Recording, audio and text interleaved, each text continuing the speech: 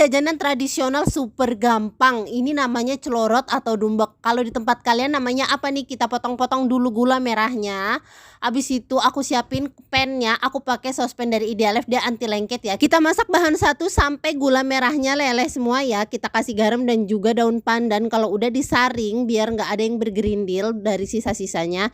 Tunggu dingin, lalu kita masukin tepung beras dan tapioka, aduk yang rata. Next, sisihkan dulu, lalu kita bikin buat cetakannya. Aku pakai daun pisang biar nggak cepet patah. Kita jemur dulu bisa ya, atau dipanaskan di atas kompor. Nah, kita bentuk kayak begini nih, diratain, sesuaikan sama ukuran kukusan kalian.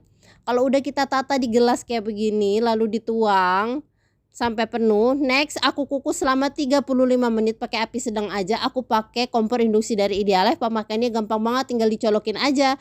Dan ini nggak bikin boros listrik ya. Aku udah pakai setahunan, ini recommended banget kompor induksinya. Udah matang diangkat, tunggu dingin atau hangat-hangat bisa langsung dikonsumsi. Liatin, ini enak banget, kenyal-kenyal manis gitu. Cocok banget buat temen ngopi ataupun ngeteh. Buat sarapan juga cocok. All cookware beli di Idealef.